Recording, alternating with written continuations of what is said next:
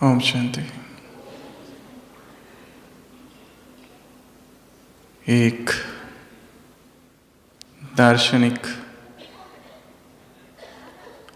अपने एक शिष्य के साथ कहीं घूम रहे होते हैं। शाम का समय है।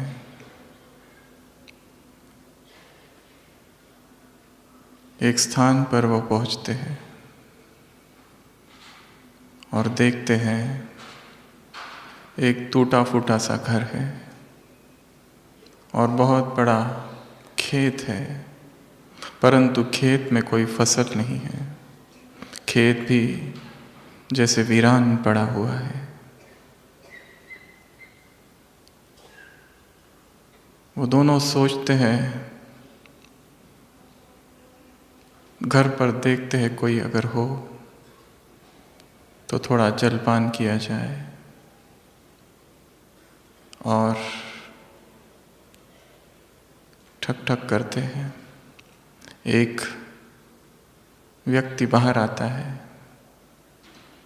जो अपनी पत्नी और 3 बच्चों के साथ वहाँ रहता था। वो उन्हें पानी देता है। वो दार्शनिक उस व्यक्ति से पूछता है, तुम करते क्या हो? वो कहता है, कुछ भी नहीं, कुछ भी नहीं। ये जो इतना बड़ा खेत है, ये तो वीरान सा पड़ा हुआ है। वो कहता है, नहीं, मैं कुछ भी नहीं करता। फिर घर कैसे चलता है? वो कहता है, हमारे पास एक भैंस है, उसी का दूध हम निकालते हैं और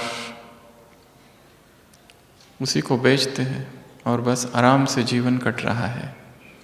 किसी मेहनत की आवश्यकता नहीं। रात बहुत हो चुकी होती है तो वो व्यक्ति कहता है, आज रात आप यहीं रुक जाओ। तो वो दार्शनिक और उसका शिष्य वहीं रुक जाते हैं। और आधी रात को अचानक वो संत, वो दार्शनिक उठता है और अपने शिष्य से कहता है, चलो यहाँ से, यहाँ हमें एक पल भी नहीं रहना। तो शिष्य को आश्चर्य लगता है, ऐसा क्या हो गया?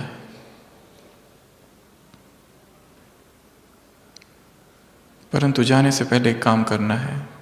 वो जो भैंस है उसको चट्टान से गिराकर मार देना है।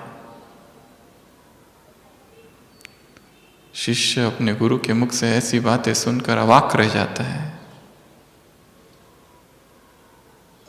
पर वो कुछ बोलता नहीं। और वो दोनों चुपचाप उस भैंस को लेते हैं, चट्टान पर जाते हैं और उसे ढकेल देते हैं और वो मर जाती है और वो दोनों वहाँ से चल जाते हैं।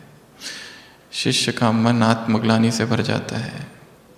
ये मेरे गुरु ने क्या कर दिया? मैं तो इन्हें बहुत महान समझता था, पर ये इन्होंने क्या कर दिया?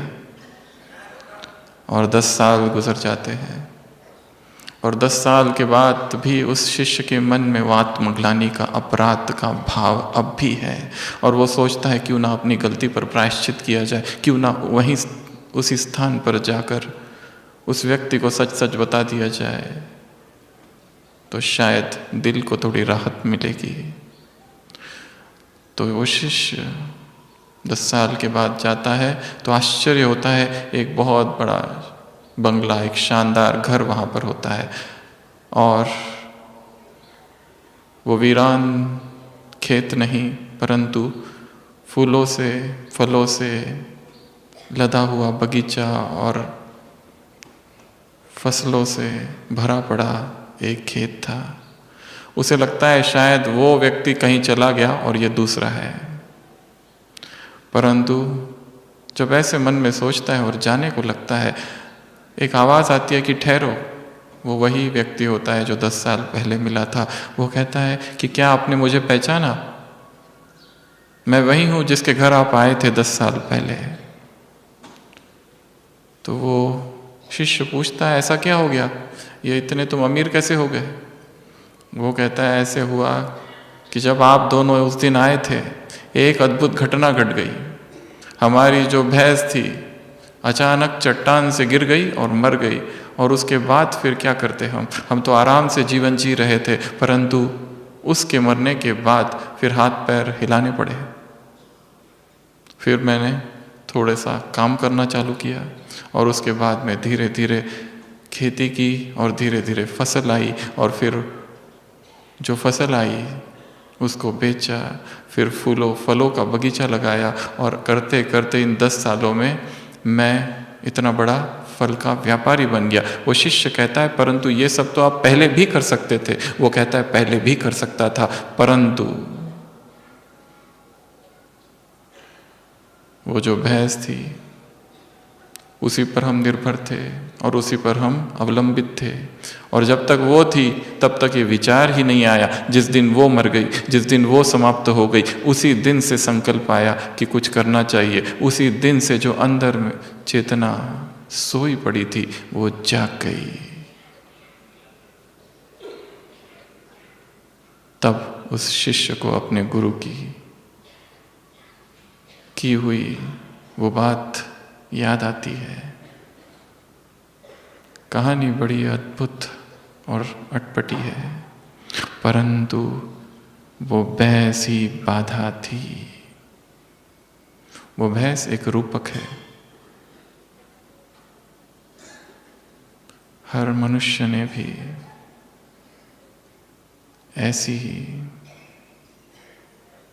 किसी वस्तु को, किसी प्राणी को, किसी चीज को पकड़ के रखा है और उसके आधार से सुख चैन से जी रहा है, परंतु उसके पुरुषार्थ में कोई गति नहीं है, क्योंकि सब कुछ ठीक ठाक चल रहा है।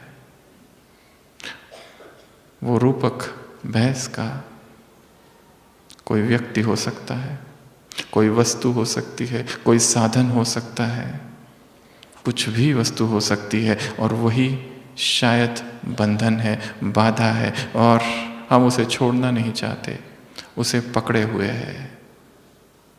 ऐसा कोई सद्गुरु आ जाए जो उसको हमारे जीवन से हटा दे, तो जीवन की चेतना में गति आ जाए, शक्ति आ जाए।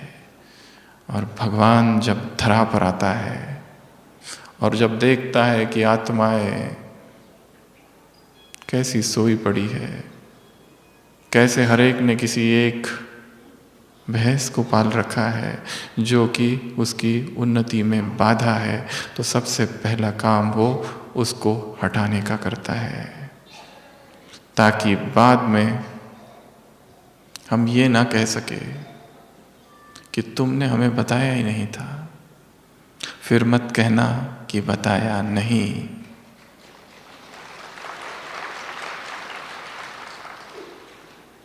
बाबा ने ऐसा अद्भुत ज्ञान दे दिया है। सुबह की साकार मुरली सागर से थालियां भर भर कर आई है। जितना चाहे उतना हर एक भर सकता है।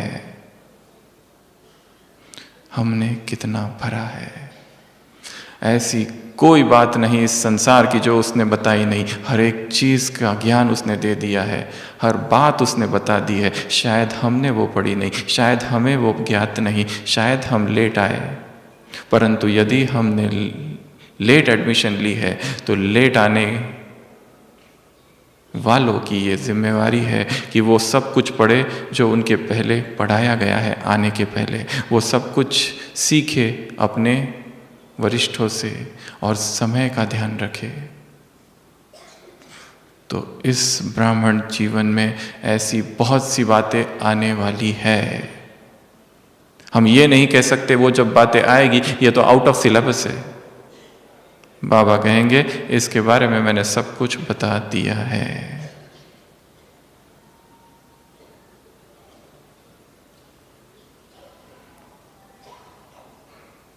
और अब भी थोड़ा समय है, हमें वो सारी बातें जान लेनी है जो आने वाली है,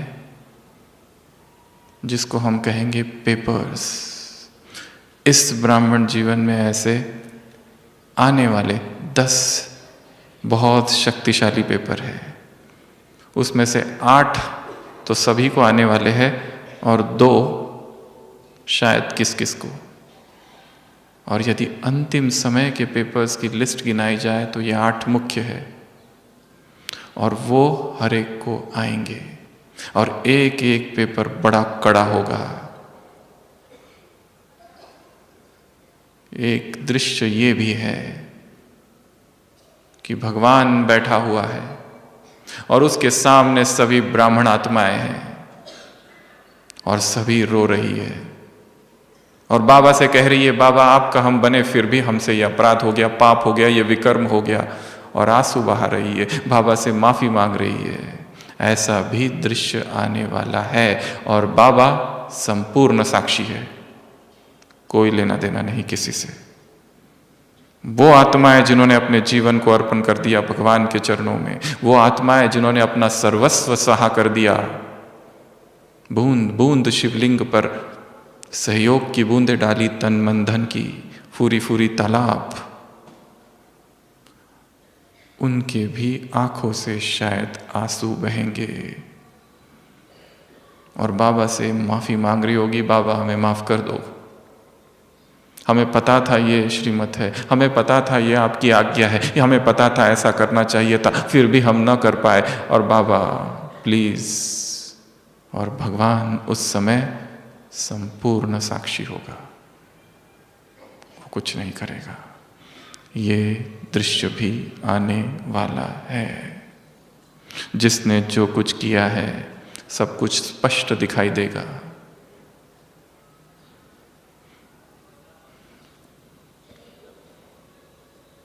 तो इस ब्राह्मण जीवन में भी कुछ ऐसे पेपर आने वाले हैं कि जिसके लिए हमें तैयार रहना है। अभी अभी शांतिवन में इसी हॉल में 3 तारीख मुरली चली, बाबा ने कहा चेक करो, मन बुद्धि में चेक करो, क्लीन और क्लियर है, चेक करो मन बुद्धि में टचिंग पावर, कैचिंग पावर कितनी है, साइलेंस की शक्ति बढ़ाओ। कोई ये नहीं कह सकता कि हमारे पास समय नहीं है, अभी से अभ्यास करो, साइलेंस की शक्ति की सकाश, साइलेंस की शक्ति का सहयोग दो आत्माओं को। गॉडली बैंक अब खुली है, इस बैंक में श्रेष्ठ संकल्पों का खाता बढ़ाओ, साइलेंस की शक्ति जमा करो। 1000 पुष्ट की पेजेस की किताब रखी जाती है और पूछा जाता है इसको पढ़ने में कितना दिन लगेगा, तो एक लेखक कहता है 6 मास, एक डॉक्टर कहता है 3 मास, एक दार्शनिक फिलोसोफर कहता है 1 मास। एक विद्यार्थी को पूछा जाता है कितना दिन, कितना मास, वो कहता है it depends upon when is the exam. ये इस पर निर्भर करता है कि परीक्षा कब है। ये हमारी हालत ना हो कि हम पढ़ाई करें इसलिए क्योंकि पेपर इतने देर में आने वाला, इसलिए हम तब से पढ़ाई चालू करें, पहले से ही हमारी तैयारी हो। तो ऐसे 10 पेपर्स आएंगे और वो जब जब आएंगे हमारे मुख से ऐसे शब्द ना निकले कि बाबा आपने ये पहले क्यों नहीं बताया। बाबा कहेगा फिर मत कहना बताया नहीं, मैंने पहले बता दिया था, वो सब बातें बता दी थी, तुमने शायद नहीं सुनी।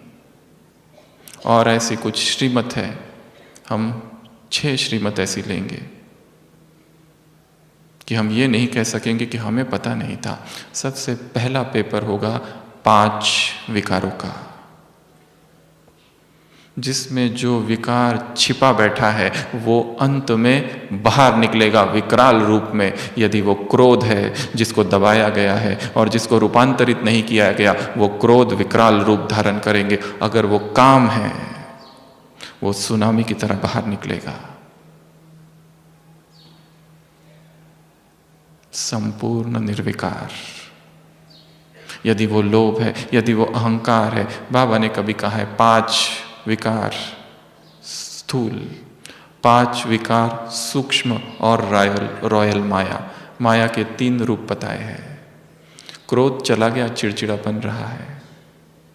काम तो समाप्त हो गया, परंतु कामना रही हुई है, प्रभावित होना रहा हुआ है। कोई व्यक्ति अच्छा लगता है, लगाव और झुकाव है, आसक्तियां है, सूक्ष्म वासना आत्मा को बांधे हुए है। तो ये पेपर हर एक के सामने आएगा। जब तक मधुबन में है सब कुछ अच्छा है, परंतु यहाँ से जैसे ही वहाँ उस दुनिया में जाते हैं तो वहाँ के संस्कार प्रकट होते हैं। इस दुनिया में आते हैं तो यहाँ के संस्कार प्रकट होते हैं। जब इस दुनिया में है तो उन संस्कारों को चेक करना है जो वहाँ प्रकट होते हैं, ताकि उनको जड़ से समाप्त किया जाए। और सभी एक अव्यक्त वाणी नोट करके रखेंगे।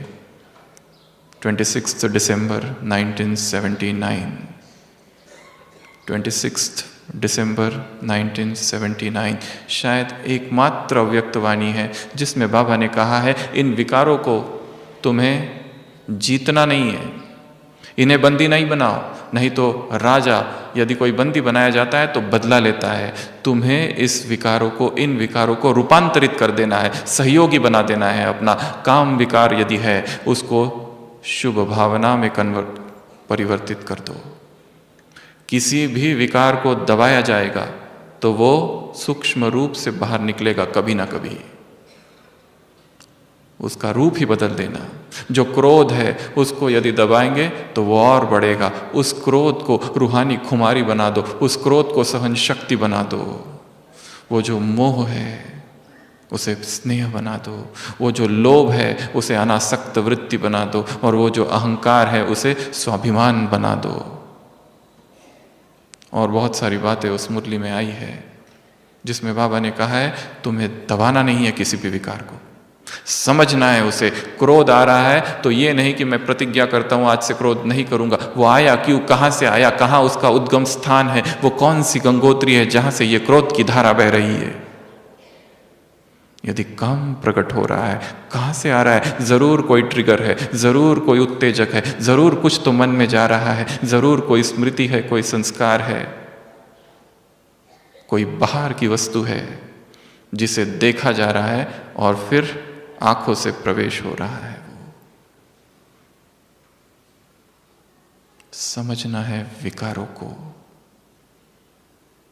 सूक्ष्मता से जानना है इन विकारों को। क्यों आया, कहां से आया। कुछ दिन पहले एक मुरली थी, अपनी हार और जीत का चिंतन करो। हार हुई तो क्यों हार हुई, किस कारण से हार हुई, कौन सा वो कारण था। जब तक ये कारण न ढूंढा जाए वो गलती फिर होती रहेगी। तीव्र पुरुषार्थ की परिभाषा बाबा ने कभी दी है। तीव्र पुरुषार्थ अर्थात ये नहीं कि गलती करना ही नहीं, तीव्र पुरुषार्थ अर्थात दोबारा वही गलती ना करना। एक बार हो गई, अब नहीं तो ये जीवन पश्चाताप में बीतेगा। एक तरफ संसार में खून की नदियां बहेगी और दूसरी तरफ यहां ब्राह्मण संसार में रक्त के आंसू। ब्राह्मणों के जितना पश्चाताप ब्राह्मणों को होगा शायद संसार की आत्माओं को नहीं होगा, क्योंकि ये वो आत्माएं जिन्होंने भगवान को जाना, समझा, माना, अपना जीवन अर्पण कर दिया, उसकी श्रीमत को जानने के लिए जीवन लगा दिया। उसके बाद भी एक कदम कभी आगे बढ़े तो एक कदम पीछे, ऐसी पुरुषार्थ की गति चालू है। एक कदम आगे बढ़ते फिर एक कदम पीछे जाते, एक कदम आगे बढ़ते फिर स्वप्न में भंग होता है।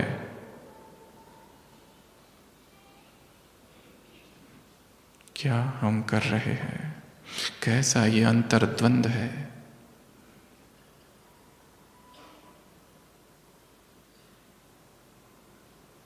अपने ही मन को समझना है।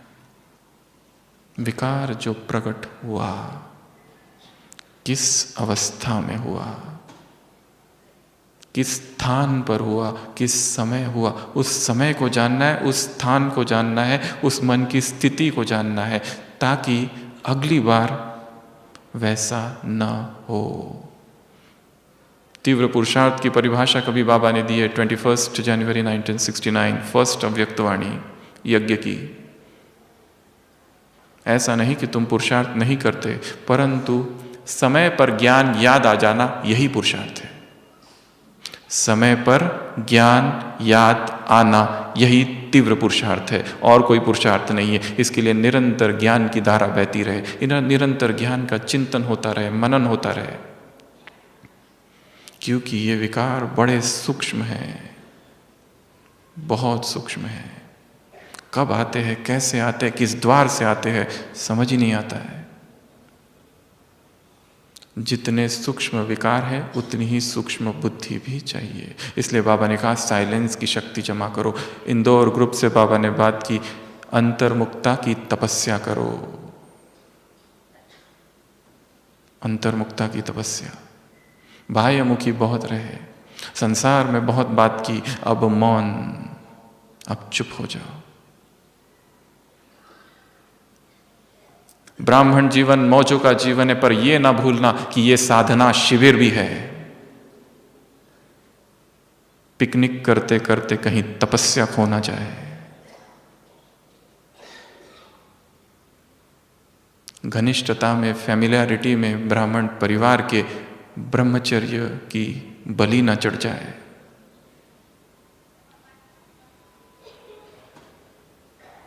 प्यारा बनने के अभ्यास में न्यारापन न खो जाए। आत्माओं का प्यारा बनने के पुरुषार्थ में परमात्मा से हम दूर ना हो जाए।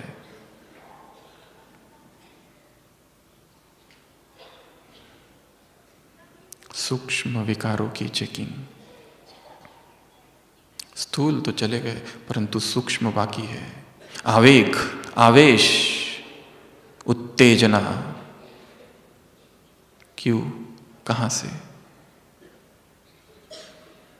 समझना है। इंद्रियों को भी समझना है अपनी। जैसे आंखों ने फल देखा, आंखों ने क्या किया, फल को देखा, परंतु आंखें जा नहीं सकती थी, इसलिए पैर गए। पर पैर फल को तोड़ नहीं सकते थे, इसलिए हाथों ने तोड़ा। परंतु हाथ खा नहीं सकते थे, इसलिए मुंह ने खाया, और फिर पेट में गया, और फिर माली को पता चला, और दंडे किसको पड़े, पीठ को, जिसका कोई दोष नहीं था। परंतु आंसू आंखों से आए। आंसू कहां से आए, आंखों से, क्योंकि उसी आंख ने देखा था। इसलिए इस चक्र को समझना है। जब जब गिरे हो, कहां से गिरे।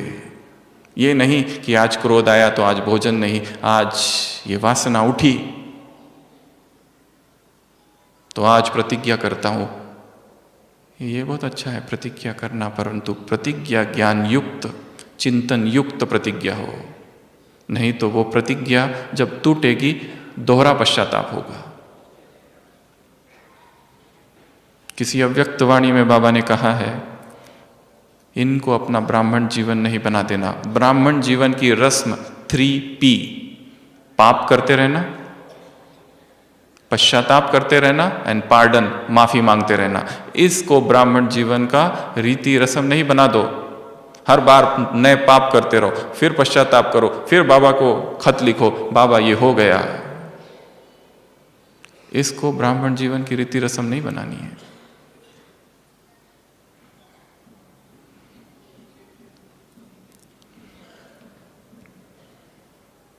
तो ये पहला पेपर सबको आएगा, हर एक को। जिसने क्रोध को जीत लिया है उसे क्रोध का पेपर नहीं आएगा, उसे किसी और का पेपर आएगा। जो रहा हुआ है, जो छिपा हुआ है, अंदर ही अंदर धधक रहा है, अंगारी, चिंगारी की तलाश है बस। तो इससे पहले कि ये पेपर आए, स्वयं को स्थिर कर देना है, मुक्त करना है एक एक विकार से। To slay each passion each day, एक एक दिन एक एक वासना का अंत हो जाए और आत्मा निर्विकार की ओर बढ़े। ये पहला पेपर। दूसरा पेपर आएगा प्रकृति के 5 तत्वों का। एक तत्व हलचल करता है तो कैसी अवस्था हो जाती है। सोचो, पांचों ही तत्व एक साथ आक्रमण करेंगे तो हमारी कैसी स्थिति होगी। बाहर भूकंप हो परंतु अंतर मन में अकंप हो। यदि बाहर ज्वालामुखी हो तो अंदर योग की ज्वाला प्रकट हो। और यदि प्रकृति को जीतना है तो प्रकृति के लिए हमें कुछ करना पड़ेगा। 24 घंटे में कम से कम 2 बार प्रकृति को सकाश, सुबह अमृत वेला, नुमा शाम के योग। प्रकृति से माफी मांगना, क्योंकि प्रकृति ने हमें सब कुछ दिया था और हमने प्रकृति के साथ क्या कर दिया। प्रकृति को सकाश, प्रकृति से माफी मांगना, प्रकृति को किरणें देना, प्रकृति को सतो प्रधान बनाना। तत्व एक एक। दादी जानकी कहते हैं, मैं हर दिन 5 मिनट अपने ही शरीर को सकाश देती हूं। ये शरीर भी तत्वों का बना है। तो इस प्रकृति को हमें पावन करना है और आपको एक संकल्प दे रहे हैं जो कि अपनी डायरी में नोट करके रखना है। मुझे इस सृष्टि के एक एक कण को पावन करना है, एक एक पार्टिकल को पवित्र बनाना है। इस समूचे संसार को एक एक कण को पवित्र बनाना है। तो मेरे अंदर पवित्रता की कैसी धारणा होनी चाहिए। वो भक्त एक दिन के लिए पवित्रता का व्रत धारण करते हैं, तुम्हारा सदा के लिए पवित्रता का व्रत है। और तुम्हारी पवित्रता है मनसा वाचा कर्मणा संबंध संपर्क खान पान। अभी अभी मुरली चली है। 5 प्रकार की पवित्रता। किसी भी तल पर यह पवित्रता भंग ना हो, नहीं तो तुम में और उन भक्तों में कोई अंतर नहीं होगा। पवित्रता आधार है ब्राह्मण जीवन का। अभी अभी मुरली चली, 3 महावाक्य थे उसमें। ब्राह्मण जीवन का आधार पवित्रता है, श्रेष्ठ पद का आधार पवित्रता है, पूज्य बनने का आधार पवित्रता है, सर्व प्राप्तियों का आधार पवित्रता है। तो जब इस पावन स्थान पर आए हैं, अपने पवित्रता के चार्ट को चेक करना है। तो दूसरा जो पेपर आएगा वो होगा प्रकृति की तरफ से। अभी से स्वयं को शक्तिशाली बनाना है। और एक चीज इसी के साथ, प्रकृति में जो हलचल होती है उसमें अचल अडोल रहने का अभ्यास। और प्रकृति की कंप्लेंट नहीं करना, आज गर्मी ज़्यादा है, आज ठंडी ज़्यादा है, आज बारिश ज़्यादा है। प्रकृति ने हमें इतना सब कुछ दिया और हम क्या कहते हैं, उसकी कंप्लेंट करते रहते हैं। मन में नकारात्मक भाव है प्रकृति के प्रति। क्यों? क्या ऐसे भाव यदि हम रखें और सारे सुबह, फिर हम क्या प्रकृति को सकाश दे सकेंगे? शायद नहीं। प्रकृति रक्षा उनकी करेगी अंत समय में जिन्होंने उसकी सेवा की होगी। क्या मैं प्रकृति की सेवा कर रहा हूं? यही तो सबसे बड़ी सेवा है आज। जहां प्रकृति ही तमो प्रधान है, जहां आत्माएं तमो प्रधान है, अपनी प्यूरिटी को इतना बढ़ाना है कि अपने आप सकाश विश्व में फैले, 5 तत्व पावन हो जाए। तो संकल्प दिया है, इस सृष्टि का एक एक कण मुझे क्या करना है? पावन बनाना है। ये मेरी रिस्पॉन्सिबिलिटी है। ये दूसरा पेपर आएगा, और आएगा तो वहां डरना भी नहीं है फिर। क्योंकि विनाश के समय मनुष्य की 2 टेंडेंसीज बाहर निकलती है, 2 प्रवृत्तियां। एक तो अच्छाई की, जैसे उत्तराखंड में त्रासदी हुई थी, कितने लोग वहां चले गए मदद करने के लिए, लंगर के लंगर खुल गए निस्वार्थ सेवा करने के लिए। तो दूसरी ओर एक दूसरा पक्ष भी था, कई सारे चोर और उचक्के भी आ गए जो डूब रहे थे, उनको लूट रहे थे। मनुष्य मन के दोनों भाग वहां पर प्रकट हुए थे। तो विनाश के समय ये दूसरा पेपर आएगा। तीसरा पेपर है शारीरिक कर्म भोग। इस शरीर का पेपर। ऐसा कोई नहीं कह सकता कि मैं कभी बीमार ही नहीं पड़ूंगा। हाँ, इस शरीर की देखभाल जरूर करनी है, इस शरीर को स्वस्थ जरूर रखना है, परंतु उसके बावजूद भी क्योंकि तत्व ही तमो प्रधान है, तो ऐसी कोई ना कोई बीमारी भी शरीर में आएगी। और तब हिलना नहीं है, तब अचल अडोल रहना है। ऐसा जो रहेगा वही योगी है। और वास्तव में हमारे ज्ञान और योग की जो टेस्ट है वो है बीमारी। बीमारी होने के बाद कौन कितना चलडोल रहता है, यही दिखाता है कि कितनी गहराई से मुरली को सुना था, कितनी धारणाएं पक्की थी, कितनी तितिक्षा थी, सहन करने की शक्ति थी। यह हलचल में आ गए, जरा सी बीमारी और हलचल, जरा सी बीमारी और पूरा ज्ञान योग समाप्त हो गया। जरा सी बीमारी और नेगेटिव संकल्प चलने लगे कि बाबा मदद नहीं करता, हमने अपना जीवन दे दिया उसको, उसके बाद भी ये बीमारी। ऐसा क्यों? बीमारियां आएगी क्योंकि वो कार्मिक अकाउंट है, कर्म भोग है, और वो भी चुकतू होगा। क्या मम्मा और बाबा से भी अधिक पुरुषार्थ इस संसार में किसी ने किया है आज तक? परंतु वो भी नहीं छूटे कर्म भोग से। तो हम कौन हैं?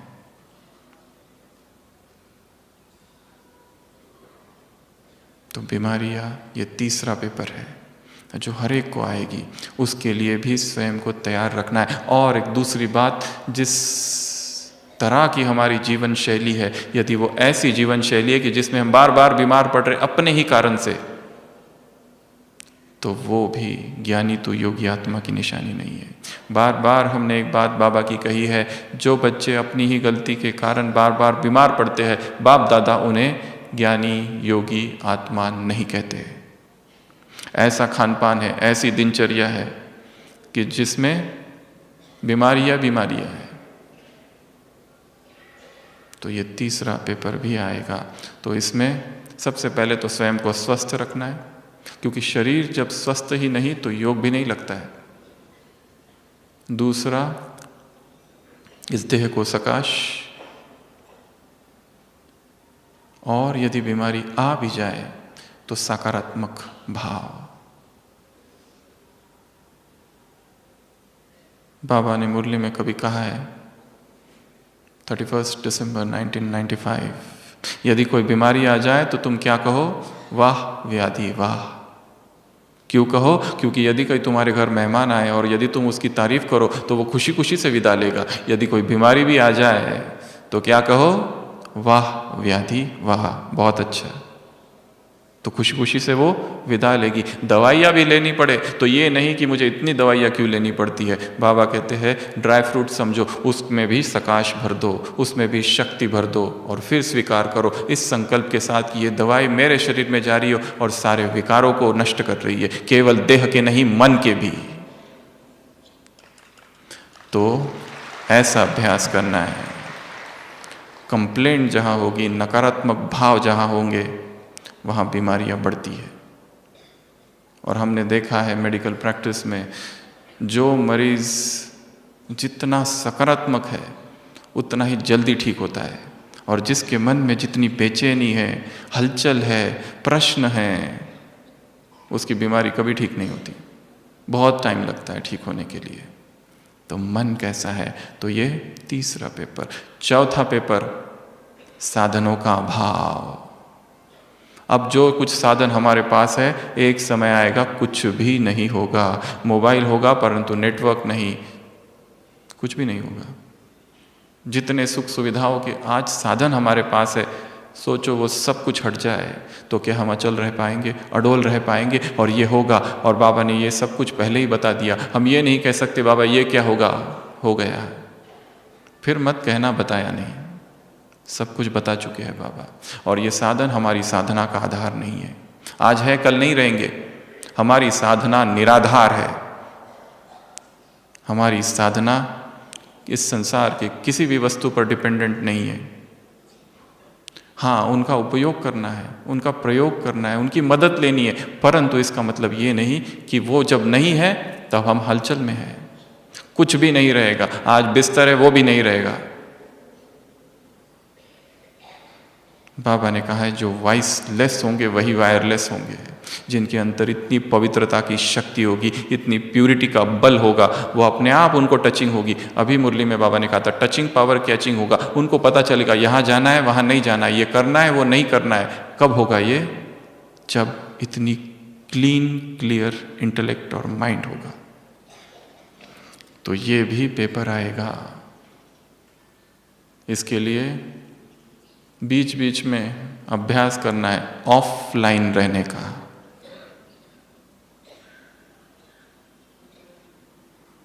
इतना डिपेंडेंस ना हो जाए उस पर। बाबा ने व्रत की भी बात कही शिवरात्रि में। वो लोग व्रत करते हैं। विश्व को इस समय डिजिटल व्रत की आवश्यकता है, जो इतना डूब गया है। वैज्ञानिक अनुसंधान कहते हैं पिछले 5 साल में इस संपूर्ण सृष्टि में जितने विकार बढ़े हैं उतने कभी नहीं हुए थे, क्योंकि तभी से ही इंटरनेट फ्री हुआ है। युवा जगत में जो विकार बढ़े हैं वो इसके कारण। इसको भी समझना है कि इतने साधनों पर हम अधीन ना हो जाए कि साधना ही खो गई। साधना का पथ है ये, तपस्या का पथ है ये। अब सोने का वक्त नहीं, नींद ना करो, बहादुरी से माया का सामना करो। आवाज उठ रही है आबू की भूमि से, आवाज उठ रही है आबू की भूमि से। उस आवाज को सुनना है। भारत का बदलना है तुम्हें नक्शा कर्म से। इतने बड़े कार्य हमें करना है और हम सो रहे हैं। हम किसी एक छोटी सी वस्तु पर अवलंबित हो गए। निराधार।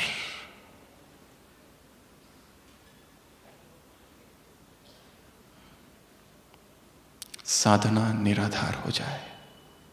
अभ्यास करना है, हर प्रकार का अभ्यास करना है, हर प्रकार का। कठिन से कठिन परिस्थितियों में रहने का अभ्यास। तो ये एक पेपर। अगला लौकिक आत्माओं से पेपर। 5वां लौकिक आत्माओं से पेपर आएगा। उनकी कोई बीमारी, उनकी मृत्यु, स्वजनों की बीमारी, स्वजनों की मृत्यु, स्वजनों की आर्थिक तंगी हमें हलचल में ना लाए, क्योंकि सभी आत्माएं, सभी एक्टर्स है। हमने अपना जीवन इधर दे दिया, वो अभी तक ज्ञान में नहीं है, परंतु उनकी वजह से यहाँ डिस्टर्बेंस है। और यदि वो ज्ञान में भी है तो भी डिस्टर्बेंस है, क्योंकि मोह इतना ज़्यादा है, लगाव इतना ज़्यादा है।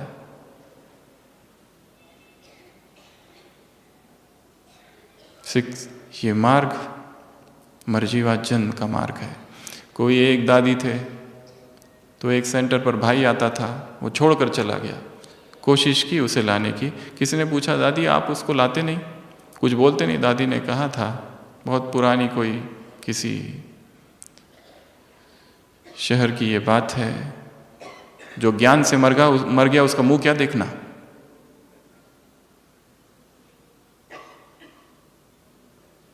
ऐसी नष्ट मोह की स्थिति हो तो स्वजनों की मृत्यु, स्वजनों की बीमारी और स्वजनों की हलचल हमें हलचल में ना लाए, नहीं तो यही पेपर बन जाएगा अंत समय में। इसी से हलचल में आ जाएंगे। सेवाएं बहुत की परंतु मोह नहीं टूटा अब तक, तो यही हलचल में लाएगा।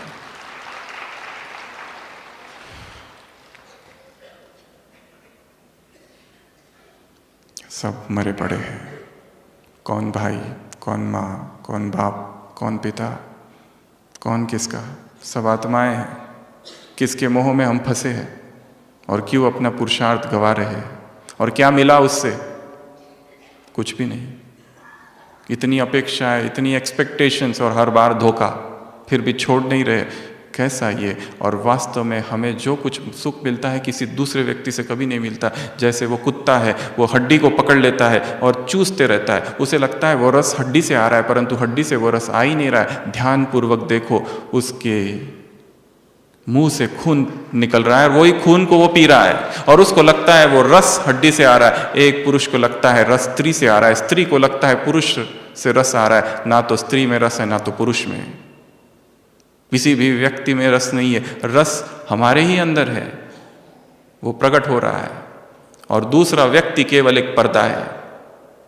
हमारे विचार जा रहे हैं, प्रक्षेपण हो रहा है, और हमें लगता है ये मुझे सुख दे रहा है, ये मेरा आधार है, ये मेरी केयर करते हैं, ये मुझे अटेंशन देते हैं। ब्रह्म मात्र है। एक परमात्मा के अतिरिक्त इस संसार में हमारा कोई भी नहीं। सब के सब सौतेले हैं। सगा एक वही है। जब ऐसा भाव प्रकट हो जाए तब वैराग आएगा संसार से। नहीं तो संसार को व्यक्ति पकड़ के रखता है, खींच के रखता है। ऐसे लगता है इनको मैं छोड़ दूं तो मेरा क्या होगा। वही बाधा है मार्ग में। तो लौकिक से भी पेपर आएगा।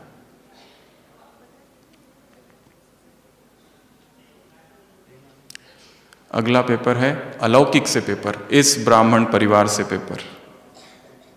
ये जो ब्राह्मण परिवार है, हमने ज़्यादा से ज़्यादा समय इन्हीं के बीच में बिताया है, तो सबसे बड़े पेपर तो यहाँ आएंगे। इसके सामने लौकिक के पेपर बहुत छोटे हैं।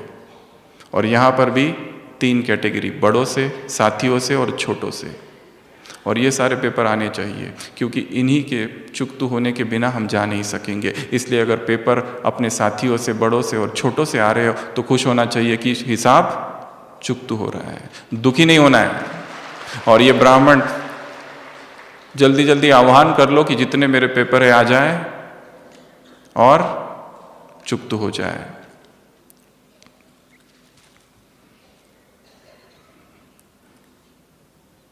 तो ये एक पेपर। उसके बाद भटकती आत्माओं के द्वारा पेपर,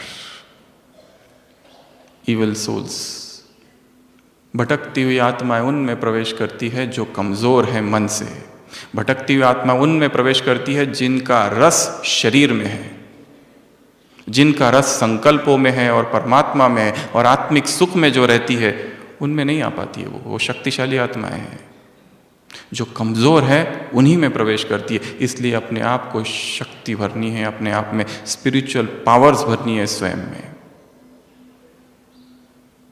नहीं तो ये अटैक होगा। ये भी एक पेपर है।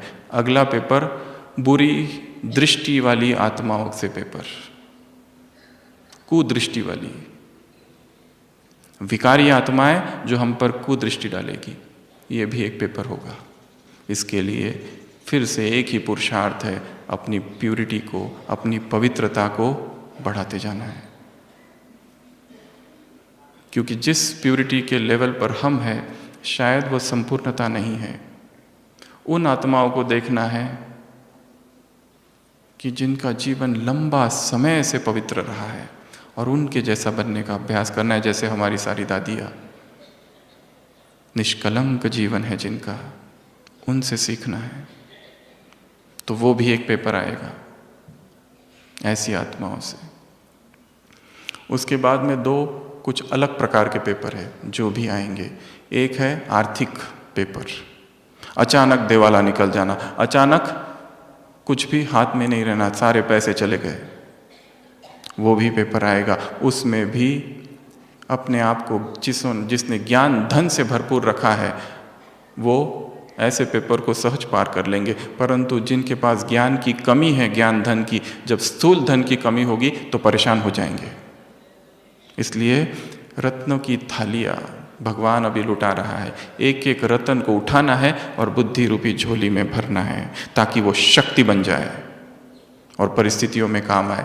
और सबसे बड़ी ऐसी एक परिस्थिति आर्थिक, दिवाला निकल जाना, बैंकक्रप्ट, इंसॉल्वेंट। अगला एक पेपर है जो किसी किसी को आ सकता है और उसके लिए भी तैयार रहना है, लीगल, कानूनी। हमने कभी सोचा नहीं था ऐसा होगा, पर वो भी होगा, क्योंकि इतने सारे 63 जन्म हमने क्या किया है हमें पता नहीं। बहुत सारी चीज़ें हम करके रखी है। तो कुछ कुछ पेपर्स, चाहे सेवा केंद्र, चाहे घर या ऑफिस या कहीं पर भी, लीगल पेपर भी आएंगे। और ये पेपर में व्यक्ति हिल जाता है, कोर्ट कचहरी और ढेर सारी बातें। पर इसमें भी अचल अडोल, और इसमें भी ये संकल्प कि भगवान मेरा साथी है और मैं अकेला कभी भी नहीं हूँ, वो निरंतर मेरे साथ है, हर जीवन की हर परिस्थिति में मेरे साथ है। तो वो सहज हो जाएगा। और फिर अगला पेपर है पुराने संस्कार। ये तो हर एक को आना है। इसका वर्णन बाबा ने कई सारी अव्यक्त वाणियों में किया है कि ये पुराना पेपर, ये पेपर आएगा। अचानक जो हमको लगा 10 साल पहले का संस्कार जो दब चुका था, मिट चुका था, अचानक प्रकट हो गया। किसी से घृणा थी 10 साल पहले, 10 साल तक वो कहाँ चला गया व्यक्ति पता नहीं। और हमने यहाँ बहुत सारे अभ्यास किए, मैं विश्व कल्याणकारी हूँ और ऐसा हूँ वैसा हूँ, और अचानक वो व्यक्ति सामने आ जाता है, वही घृणा वही नफरत फिर से प्रकट हो गई, क्योंकि उसे शायद माफ़ नहीं किया था। इसके लिए सबसे बड़ा पुरुषार्थ है अंतर्मुक्ता की गुफा। बाबा ने कहा इंडोर, अंदर जाकर अपने ही मन को, अपने ही मन की गुफा को देखना, कौन से भाव उसमें है। टॉर्च लेकर जाना होगा एनालाइज करने के लिए, कहाँ घृणा है, कहाँ नफरत है, कहाँ द्वेष है, किससे ईर्ष्या है मुझे, किसने मुझे जीवन में बहुत दुख दिया और मैंने अब तक उसे माफ नहीं किया है, पकड़ के रखा है उसे। क्यों? क्या मैं करूं जिससे इस बोझ से मैं मुक्त हो जाऊं? नहीं तो ये मुझे अपने लिए उसे माफ करना पड़ेगा, उसके लिए नहीं, अपने लिए। नहीं तो मैं पुरुषार्थ नहीं कर पाऊंगा। अव्यक्त महावाक्य है बाबा के, इस संसार में इस संसार की एक आत्मा के लिए भी यदि घृणा है तो तुम संपूर्ण नहीं बन सकोगे। इसके लिए अभी मुरली चली, बाबा ने कहा स्नेह के विमान में आए हो। सभी आए स्नेह के विमान में, और तो जाएंगे किस में? स्नेह के ही विमान में जाना। घृणा, नफरत, ईर्ष्या यहीं छोड़ देना। तो ये भी एक पेपर होगा। पुराने संस्कार, पुरानी आदतें, पुरानी एडिक्शंस। क्योंकि जो 10 साल पहले हम देखते हैं मेडिकल प्रैक्टिस में, एक व्यक्ति है शराब पीता है, बहुत पीता है और अचानक कोई घटना हो जाती है, छोड़ देता है, फिर 10 साल पीता ही नहीं है, फिर सब कुछ ठीक रहता है, फिर अचानक एक दिन फिर से चालू कर देता है। क्यों? क्या हो गया? क्योंकि वो 10 साल में शायद इतना ओवर कॉन्फिडेंट हो गया कि मैंने तो जीत लिया, हो गया, और अचानक एक कमजोर पल में वो गलती फिर से आ जाती, वो एडिक्शन फिर से आ जाता है। गलती एक पल की होती है और सजा जीवन भर भुगतनी पड़ती है। लम्हों ने खता की, सदियों ने सजा पाई। गलती तो एक पल की होती है। जितने जेल है संसार में, सब में जाकर हम देखें तो वो लोग तो कितने अच्छे अच्छे ऐसा दिखाई देगा। वो कहते हैं कि पता नहीं उस 10 मिनट में क्या हो गया था, क्या आवेग आ गया था और वो गलती हो गई। इसके लिए पहले तो ये नम्रता होना चाहिए कि ये मेरे में है, मैं स्वीकार करता हूँ कि मुझ में इन्फीरियोरिटी कॉम्प्लेक्स है, हीनता के भाव है। मैं स्वीकार करता हूँ कि मैं अपने आप को थोड़ा महान ही समझता हूँ दूसरों से। मुझ में ये है कि ईर्ष्या है, यह आत्मा मेरे से आगे जाती है तो मुझे दुख होता है, दूसरे मेरे से कुछ अच्छा सेवा करते हैं तो मुझे दुख होता है। पहले तो ये रियलाइजेशन होना चाहिए कि मुझ में ये भाव है, उसके बाद ही उस पर हम काम कर सकेंगे। परंतु अहंकार को बड़ी चोट लगती है ये स्वीकार करने में। परंतु यदि हमें छूटना है तो करना पड़ेगा। एक छोटी सी लिस्ट बनानी है, मेरे ऐसे कौन से संस्कार है जो श्रीमत के विरुद्ध है, मेरी ऐसी कौन सी आदतें हैं जो योगी आत्माओं की आदत नहीं है।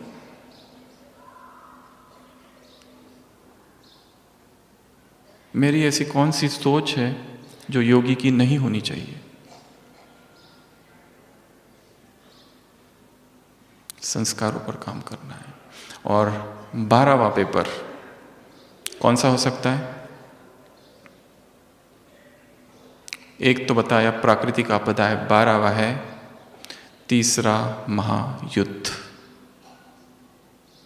छोटी सी युद्ध की अगर परिस्थितियां भी निर्माण हो जाए तो इतनी हलचल हो जाती है, इतनी हलचल हो जाती है कि मीडिया उसको क्या से क्या कर देती है। सोचो जब महायुद्ध होगा तब क्या परिस्थिति होगी, और क्या उस परिस्थिति में हम अचल अड़ोल रह पाएंगे जहां कर्फ्यू लगेगा, पता नहीं कब बॉम्ब कहां गिर जाए, कैसी हलचल होगी उस समय।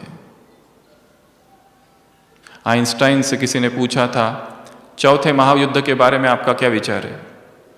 उन्होंने कहा था चौथा महायुद्ध कभी होगा ही नहीं, क्योंकि तीसरे में ही दुनिया खत्म हो जाएगी। ऐसा भयंकर होगा जो तीसरा होगा। तो जो होगा, बाबा तो कहते हैं उसी में भी कल्याण समाया हुआ है। उस विनाश में ही कुछ दिन पहले मुरली थी, मुक्ति मर्ज है। पर यह भी पेपर आएगा कि चारों ओर हलचल, मुरली हमारे पास रहेगी नहीं, मुरलियाँ नहीं मिलेगी। फिर तो वही जो सुना हुआ है, बुद्धि में जो मुरलियाँ है, ज्ञान है, उसी का चिंतन करना पड़ेगा। कुछ भी नहीं मिलेगा। जैसे साधनों की बात की, अनाज, जो भी आवश्यक सामग्री है वो भी नहीं मिलेगी।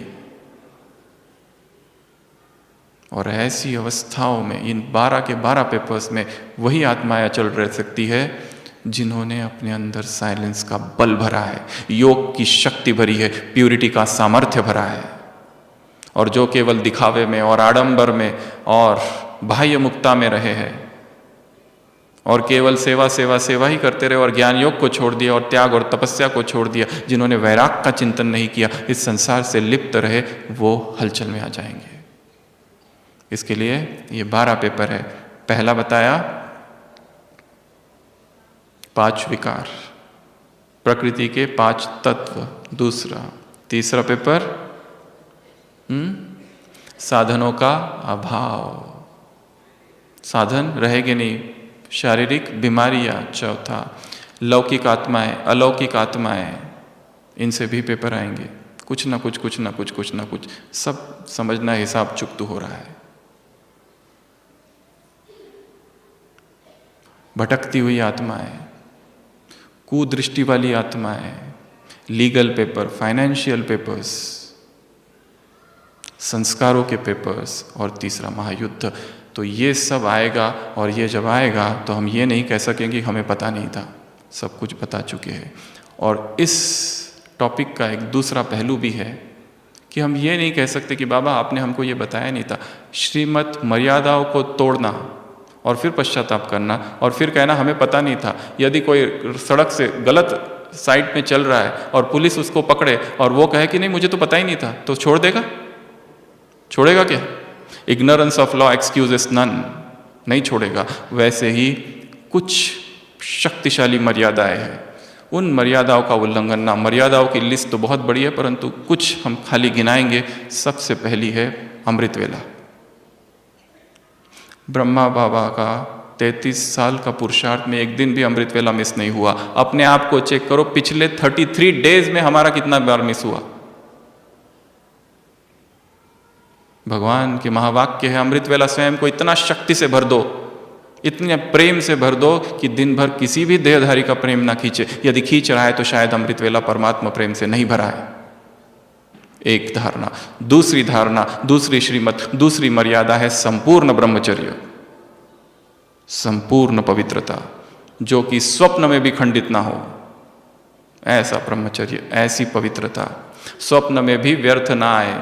अभी अभी जो मुरली चली उसमें बाबा ने कहा था, ये है प्यूरिटी। केवल ब्रह्मचर्य नहीं, वो ब्रह्माचर्य हो। ये दूसरी धारणा। तीसरी धारणा है भोजन। भोजन को कितना प्रेम से, समर्पण भाव से और याद से बनाया जाता है, और भोजन को किस भाव से खाया जाता है।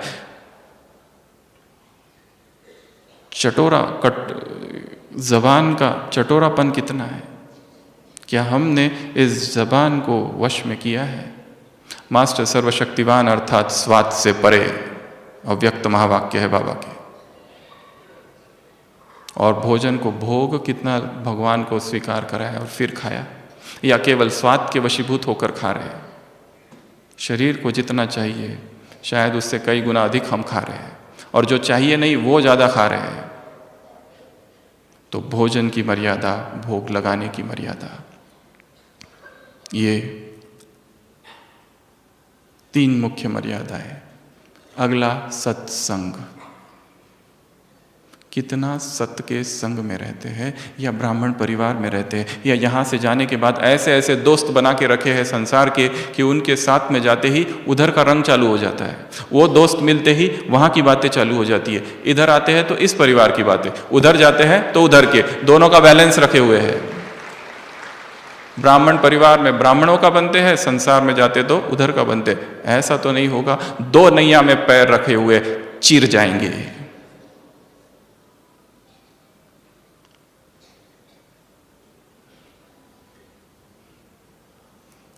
एक मेहतरनी साफ सफाई करने वाली वैराग आ जाता है, सोचती है क्या करूं, यही जीवन जीऊं कि भगवान के चरणों में जाऊं। सोचती विचारती जा रही है, वहां से एक साहूकार आता है, कहता है मेहतरनी हट जा एक तरफ। और उसको एकदम से रियलाइजेशन होता है, हट जा एक तरफ हो जा। वो गुरु बन जाता है, क्या मैं इस संसार को क्यों पकड़ूं, एक तरफ हो जा, बस अब भगवान को ही पकड़ा है, एक तरफ हो जा, संसार नहीं चाहिए। सत्संग, पांचवी धारणा है ज्ञान का मनन चिंतन। ज्ञान का मनन चिंतन, केवल गए मुरली सुनी और आए और लिख ली पॉइंट्स, इससे नहीं होगा, चिंतन करना पड़ेगा, गहराई में जाने का पड़ेगा। पॉइंट्स अथाह है, बुद्धि में धारण करो एक एक। और लास्ट मर्यादा, योग का चार्ट बढ़ाते जाना है। 1 घंटा है तो 2 घंटा, 2 घंटा है तो 3 घंटा, 3 घंटा है तो 4। कल की साकार बोली अष्ट रत्न अर्थात 8 घंटे योग का चार्ट। अपने चार्ट को बढ़ाना है, चाहे कितना भी ज्ञान का चिंतन करो, जब तक योग शक्तिशाली नहीं, विकारों पर विजय नहीं हो सकती। इसके लिए अशरीरी भव का अभ्यास करना है। तो ऐसी ये मर्यादा है, यदि इनको हमने तोड़ा और फिर पश्चाताप किया और बाद में कहा हमें पता नहीं था, बाबा कहेंगे फिर मत कहना बताया नहीं, मैंने सब कुछ बता के रखा था। तो 12 पेपर्स और ये कुछ मर्यादा है। फिर से इस ब्राह्मण जीवन को स्थिर करना है, स्वयं को जगाना है। तो सभी अलर्ट होके बैठ जाएंगे। दादी जी आएंगे, 7:30 तक योग चलेगा। शक्तिशाली योग करना है, ऐसा योग कि मुझ आत्मा को, इस संसार के हर कण को पावन करना है, शरीर की भी हलचल समाप्त हो जाए, ऐसा शक्तिशाली योग का अभ्यास। ओम शांति।